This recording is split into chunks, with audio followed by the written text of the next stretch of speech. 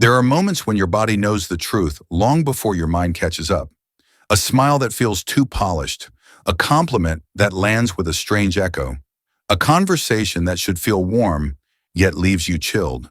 You can't explain it, but something inside you tightens, like an ancient instinct trying to warn you. It's subtle, almost invisible, and that's what makes it so dangerous. Carl Jung, a man who didn't just study the human psyche, but walked deep into its wilderness, uncovered a pattern so hidden, yet so impactful, it could unravel the foundation of relationships. He noticed that danger doesn't always come wearing a mask of rage or cruelty. Sometimes it arrives wearing charm. Sometimes it looks like kindness. But if you look closely, or rather, feel deeply, you'll sense that what's being shown is not what's really there. The human soul can detect what the eyes can't. Jung called it the projection of the shadow. And once you see it, you can never unsee it. It happens like this. You're sitting across from someone. Everything seems fine, pleasant even. Then out of nowhere, you're accused of something. Being selfish, manipulative, untrustworthy. But not just accused, judged, convicted. And you sit there wondering, where is this coming from? It's like they're speaking to a version of you that doesn't even exist. And that's exactly what's happening. They're not interacting with you. They're interacting with a shadow they've cast onto you, a shadow born from the darkest corners of their own psyche. You see, every one of us carries things we don't want to admit. Shame, rage, envy, despair. We push it down, deny it, pretend it doesn't exist. But what is hidden doesn't stay buried. The shadow doesn't disappear. It festers, waits, and when left unacknowledged, it starts to leak. And for some, that leak becomes a flood. Instead of facing it within, they begin to see it everywhere else. That's when projection begins. And here's the terrifying part. It doesn't feel like projection to them. It feels like truth. So when they accuse you, when they twist your words, when they respond with sudden hostility or icy detachment, they're not being deceptive. They're being sincere about something that isn't real. Their certainty is what makes it so convincing and so dangerous. It's not just psychology that warned us about this. Ancient spiritual traditions saw it too. The Buddhists spoke of the dark mirror, the idea that what disturbs us most in others is often what lies unresolved within ourselves. The Bible tells of the man obsessed with the speck in his brother's eye, blind to the log in his own. Across cultures, across centuries, this truth keeps reappearing. What you refuse to face within, you will see without.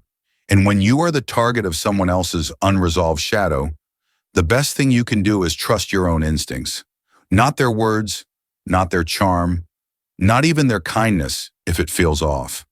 Trust the part of you that tightens, that recoils, that whispers, something here isn't right. Because it's not just a feeling, it's a signal. It's your soul warning you.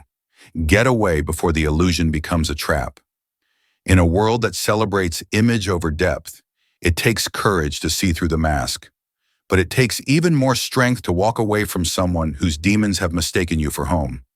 They will look you in the eye with conviction and tell you who you are. Not because they know, but because they need it to be true. Because if it isn't, their whole inner world begins to crack. And what's terrifying is, they don't know they're doing it. To them, it feels like truth, like justice, like moral clarity. But what you're witnessing is a person swallowed by their shadow and calling it light. There's a quiet violence in being misunderstood like this.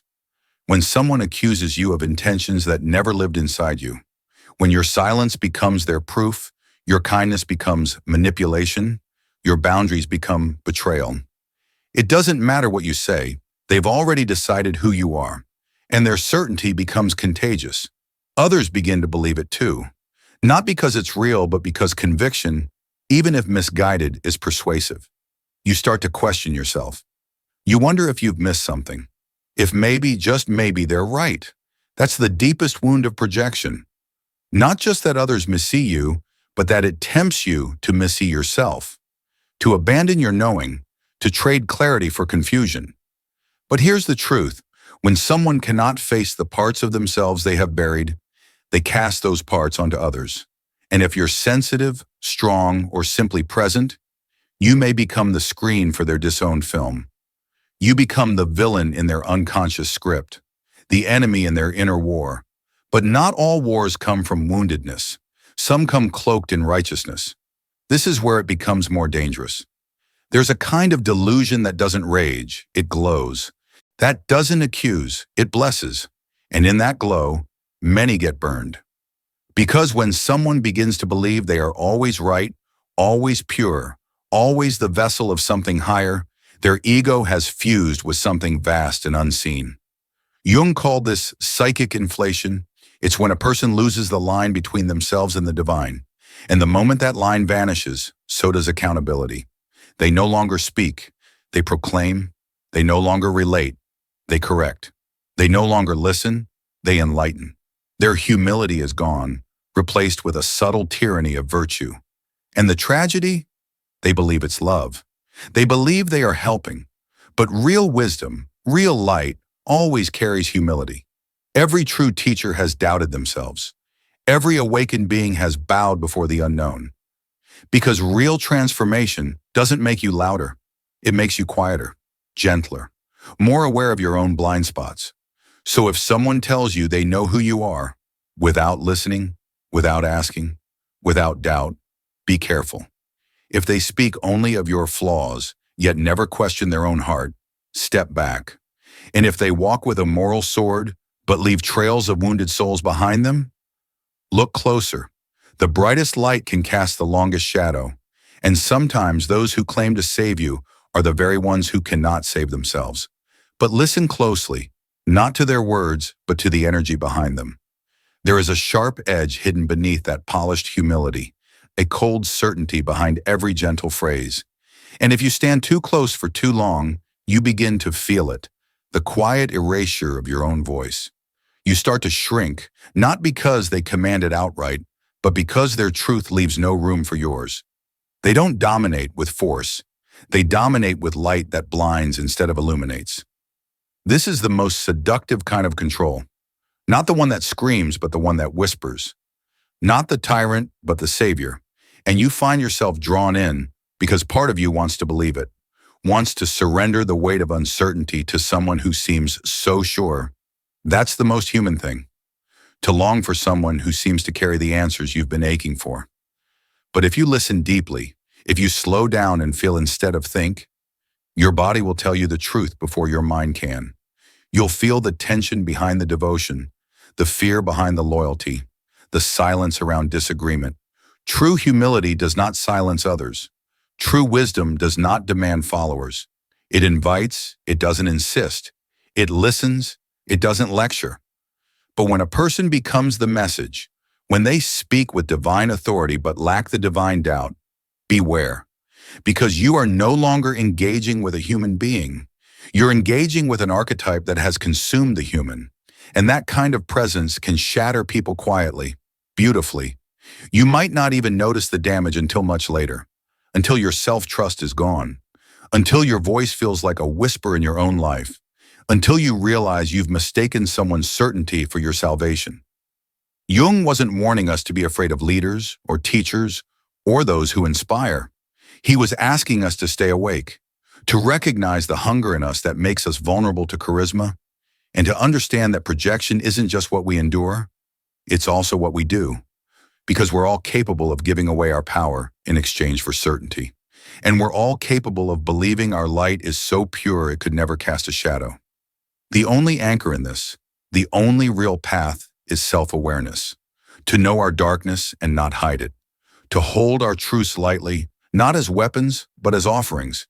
And to remember that the ones who truly walk in light always carry some reverence for the dark. Because they've been there, they've faced it, and they've come back not to rule, but to remind you that the only real teacher lives within. At first, the bubble gleams, radiant, powerful, untouchable. But no matter how divine it may appear, it is still just air wrapped in illusion. And when reality knocks hard enough, it bursts. What was once seen as light becomes unbearable glare. What once felt like divine purpose reveals itself as ego in disguise. And the fall from such heights is not just painful, it is shattering. The tragedy is that it doesn't begin in malice. Most who fall into psychic inflation start with a genuine hunger for meaning, for healing, for truth. But somewhere along the way, the need to be right becomes more seductive than the willingness to be real. The applause feels safer than the mirror, and the performance slowly replaces the process. They stop growing, not because they've arrived, but because they've convinced themselves they already have. And the danger spreads, quietly, beautifully, dangerously. Followers begin to echo the same certainty, not out of understanding, but loyalty. Questions are met with sideways glances, doubts become sins, and a web of sacred untouchability forms around the one at the center. This is how communities fracture, how families split, how inner confusion gets dressed up in spiritual robes and paraded as enlightenment. The very thing meant to liberate ends up enslaving. But there is a way out, not through shame, but through surrender.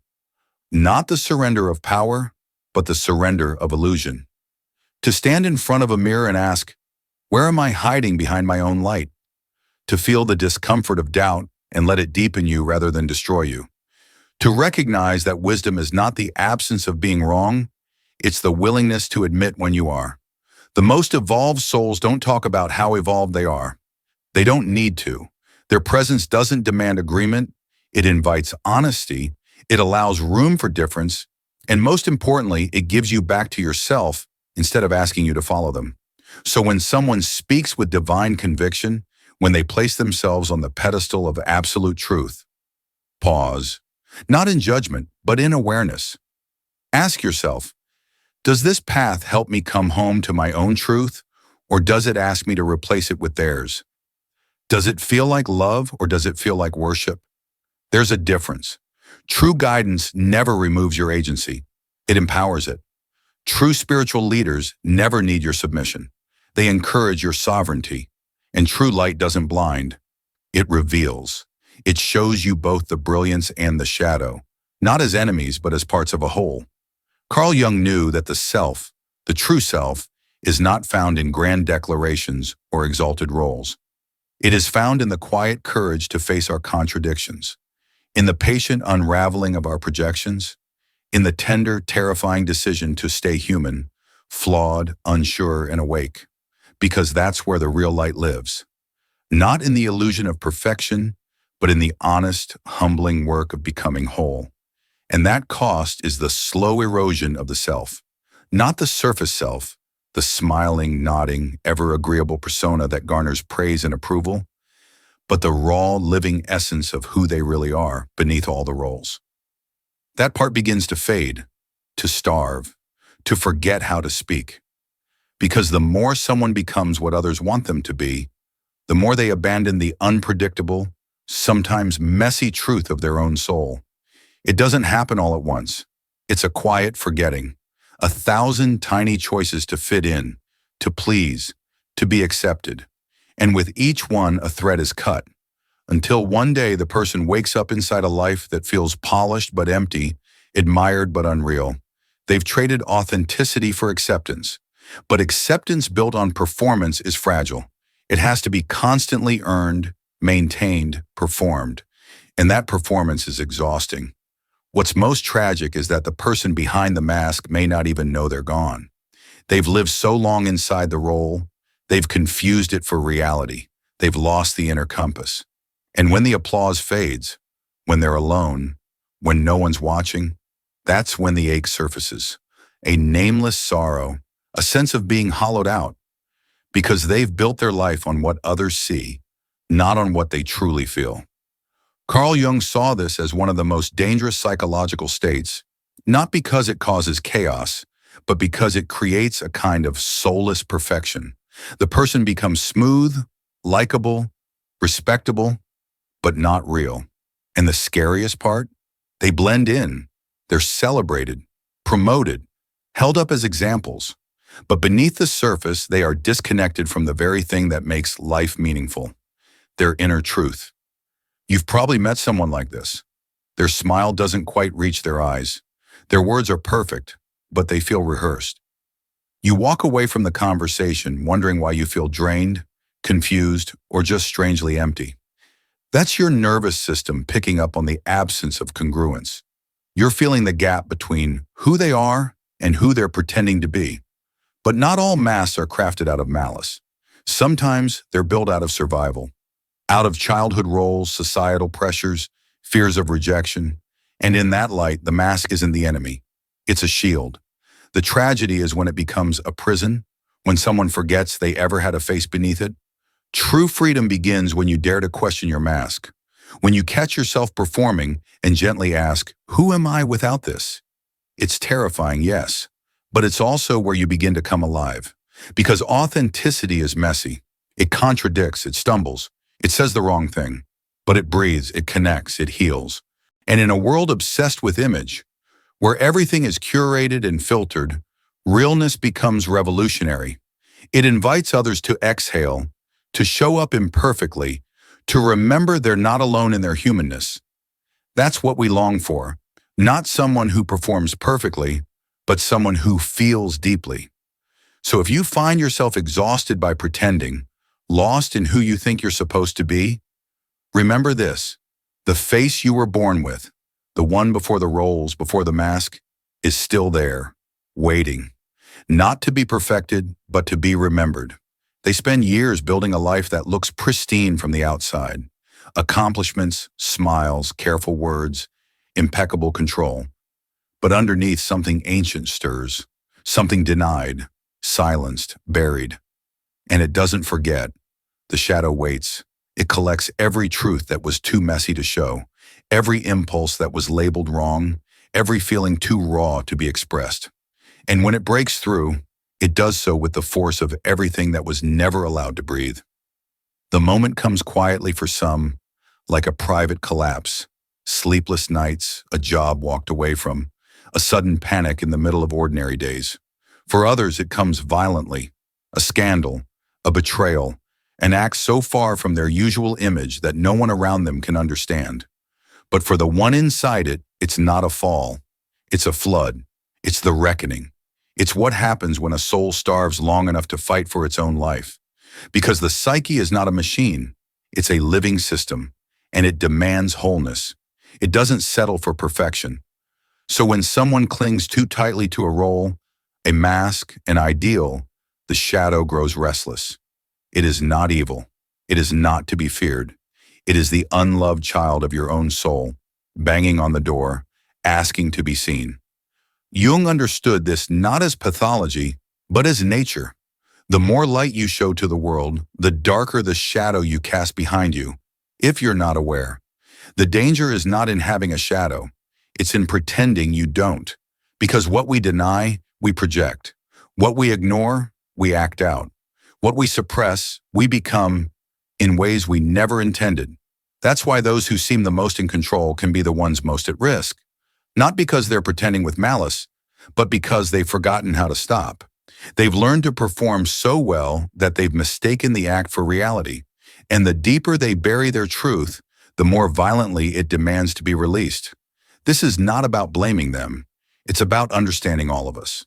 Because we are all capable of becoming lost in our own image. We all want to be liked, to be seen a certain way. And sometimes in the pursuit of being good, we forget how to be whole. But freedom doesn't come from perfection. It comes from presence, from the courage to sit with your own contradictions, to know the parts of you that don't fit the image, to make peace with the anger, the jealousy, the desire, the fear, to welcome them, not as enemies, but as messengers. The persona will always be part of life. We need it to navigate the world, but it cannot be the whole story. Behind every socially acceptable smile, there must still live a soul that aches, that questions, that longs, that remembers. A soul that dares to feel fully, even when it's not convenient or pretty. And maybe the ones who seem so put together aren't the lucky ones. Maybe they're the ones most in need of softness, of honesty, of someone who sees past the performance and says, you don't have to be perfect here. You just have to be real. Because in the end, the shadow will not be ignored. It will come through crisis or confession, through breakdown or breakthrough. And when it does, it's not here to destroy you. It's here to return you to yourself. Not the version the world applauds, but the one who remembers what it means to feel, to fall, and still rise whole. And in these moments, something essential is lost. The human being behind the mask. What remains is a shell, animated not by conscious choice, but by a force too vast, too impersonal, to be truly theirs. You can feel it in the air around them, in the way they speak, not with curiosity, but with command. As if doubt has died inside them, and what's left is certainty without soul. There's no room for dialogue, no space for vulnerability. Only a mission, a role, a destiny that must be fulfilled no matter the cost. This is the subtle horror of archetypal possession. Not fire and brimstone, not wild madness, but a quiet, polished takeover. A once vibrant personality reduced to a single note, a single voice, a single obsession. They become the savior who cannot stop saving, even when no one asked. The warrior who keeps fighting long after the war is over. The martyr who sacrifices everything, yet leaves ruin in their wake. They believe they are acting for the good, but the truth is, they are no longer acting from the self. They've become a vessel for something ancient, collective, and unexamined. And the world often rewards them for it, applauds their passion, reveres their purpose, follows their intensity. But beneath the admiration is a dangerous forgetting that real wisdom is never rigid and true power always carries doubt. Because the self, as Jung saw it, is not singular. It is whole. It is wide enough to hold contradiction, strong enough to stay grounded even as archetypes rise and fall within. The self observes, listens, chooses. But when the ego collapses into the archetype, there is no one left to choose. There is only enactment, possession. This is why Jung warned not only about losing the self to shadow or persona, but also to the light, because even light, when unchecked, can blind. Even virtue, when inflated, can destroy. The moment you stop questioning your role, your identity, your purpose, that's the moment something else begins to take over. Not evil necessarily, but unconscious. And the unconscious, when it acts without awareness, is indifferent to the person it inhabits. So how do you recognize the signs? Not by what a person says, but by how they say it. Listen for the lack of flexibility, the absence of humility, the refusal to hear another truth. Watch for the eyes that no longer soften, the voice that never falters, the certainty that consumes nuance. These are not signs of clarity, they are signals of possession. Because the true self is never absolute. It doubts, it reflects, it breaks and rebuilds. It does not cling to a single narrative, it evolves. And the person who is still rooted in their self will not need to convince you of who they are. They will be curious, present, capable of change. But when someone becomes a role, and only that role, beware. When someone forgets they are wearing a mask and begins to believe they are the mask, stay alert, because they are no longer with you in that room. Something else is speaking, something that doesn't know you, doesn't care about you, and doesn't even recognize them anymore. This isn't a call to fear these moments. It's a call to witness, to recognize the ancient tides within us all, to stay grounded in your center even when others lose theirs, because no one is immune.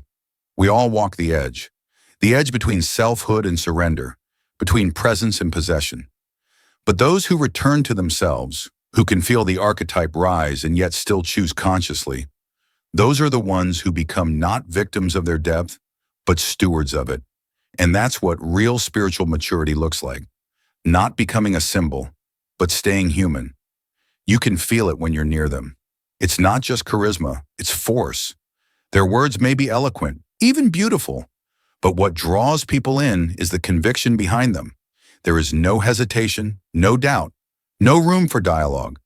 They are not sharing ideas. They are delivering revelations. They don't speak to others.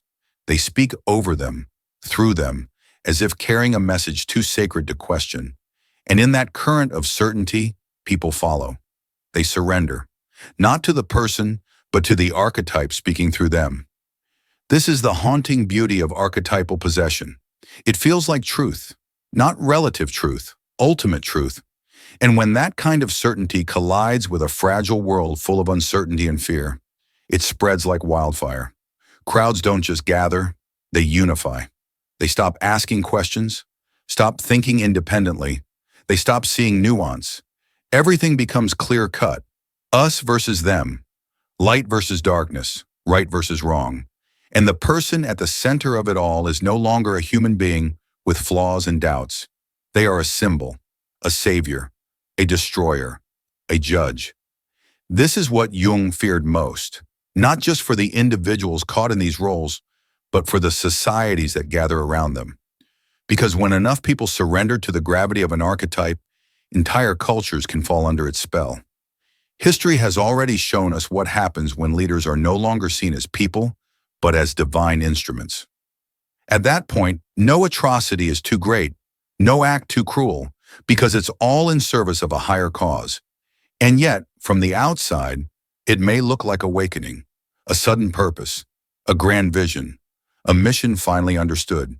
But for those who can see beneath the surface, what's really happening is possession, not by demons, but by collective, impersonal forces that have no interest in the well-being of the person they animate. These archetypes do not love. They do not care. They only enact. They exist to play out ancient patterns over and over again unless we become conscious of them. Jung never said to avoid archetypes. They are part of who we are. The hero, the healer, the rebel, the lover. All of them live in us, but they are not meant to own us. They are meant to inform us, to expand our inner vocabulary, not reduce it. The moment you become only one thing, only one role, only one truth, you have stopped becoming. And the soul in its deepest wisdom is never done becoming. Real maturity, real psychological strength is not built on certainty. It is carved in the struggle of doubt. It is shaped in the quiet, often uncomfortable act of self-reflection. It is found in the person who can say, "I don't know," and still stand in that not knowing with grace. Because to integrate the archetypes, to truly embody them without being consumed, you must remain grounded in your own humanity. You must remember that you are not the savior, not the voice of absolute truth, not the one the world has been waiting for. You are a soul in process, learning to hold both the divine and the deeply personal, learning to carry light without blinding others, learning to stand in fire without forgetting your heart. The most powerful people are not the ones with unshakable clarity. They are the ones who remember their shadow, who question their certainty, who return again and again to the mirror, not to admire themselves, but to confront themselves. Because only in that raw, honest inner confrontation can we begin to reclaim what the archetypes take when we forget who we are. And so, Jung's invitation was not to abandon myth or meaning, but to meet it with consciousness, to dance with the forces within, but never lose your center in them, to live not as a puppet of ancient patterns, but as a whole human being, flawed, feeling, changing, awake to the mystery and awake to yourself. And if something stirred within you, even the faintest flicker that you can't quite name, trust it. That quiet unease, that subtle recognition, it means something is waking up. We rarely change because of answers. We change because of awareness, because something inside us finally sees. The truth doesn't always arrive with thunder. Sometimes it comes as a whisper that won't go away. You may not know what to do with that whisper yet. That's okay. Just don't turn away from it. Let it live. Let it echo. Let it begin to ask the questions you've been too busy, too afraid, or too tired to ask. Because those questions are not the end. They are the beginning. The start of becoming something more honest, more whole, more real. And you are not alone in this. Somewhere, right now, someone else is standing at the same edge, holding the same silence, wrestling with the same shadows. Maybe they're closer than you think. Maybe they're waiting for a voice that sounds a little like this one, to remind them that feeling deeply is not a weakness, but a sign that you're still alive, still searching, still capable of becoming. So let the questions stay. Let the shadows speak. And above all, don't forget, you were never meant to become a role. You were meant to become yourself.